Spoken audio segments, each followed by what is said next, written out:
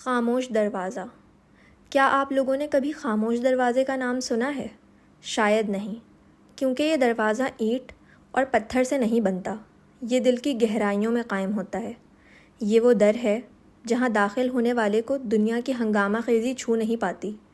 عافیت اپنے نرم پر اس پر تان دیتی ہے، سکون اس کے گرد ایسی چادر بن جاتا ہے جو نہ صرف جسم بلکہ روح کو بھی ڈھانپ لیتی ہے۔ یہاں عزت کسی مطالبے کے بغیر آ کر پیشانی چومتی ہے، اور محبت بغیر صدا دیے دلوں میں گھر کر لیتی ہے۔ یہاں ایک عجیب سی خاموش روشنی ہوتی ہے جو شور کے بغیر راستہ دکھاتی ہے اور انسان کو اپنے ہی اندر کی دنیا سے روشناس کراتی ہے۔ ایسے دروازے میں داخل ہونے والا انسان باہر کی دنیا میں رہتے ہوئے بھی ایک الگ سکون کے جزیرے پر بس جاتا ہے۔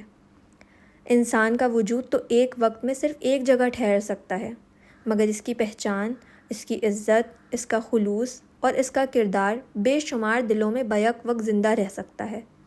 یہی وہ مقام ہے جہاں یہ حقیقت واضح ہوتی ہے کہ اصل اہمیت وجود کی نہیں بلکہ اس کی حیثیت اور اس کے کردار کی ہوتی ہے، کیونکہ بلند مقام نہ دولت دیتی ہے نہ شہرت، بلکہ یہ انمول درجہ ہمیشہ اچھے کردار، اعلیٰ اخلاق، نرم گفتار اور صاف باطن کا صلہ ہوتا ہے۔ اور جو شخص خاموشی کو اپنا زیور بنا لیتا ہے وہ دراصل بہت سی برائیوں سے خود کو بچا لیتا ہے۔ خاموشی محض الفاظ کا نہ ہونا نہیں بلکہ یہ ایک شعور ہے، ایک در ہے جس میں داخل ہو کر انسان خود کو سننا سیکھتا ہے۔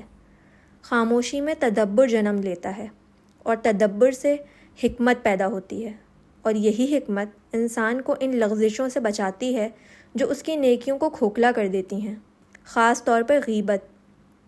یہ وہ خاموش زہر ہے جو بظاہر معمولی لگتا ہے مگر انسان کی نیکیوں کو اس طرح نگل جاتا ہے جیسے سمندر بے آواز ہر چیز کو اپنی گہرائیوں میں سمو لیتا ہے۔ بس جو شخص خاموش دروازے کو پا لیتا ہے وہ دراصل خود کو پا لیتا ہے۔ وہ جان لیتا ہے کہ ہر بات کہنا ضروری نہیں اور ہر خاموشی کمزوری نہیں ہوتی۔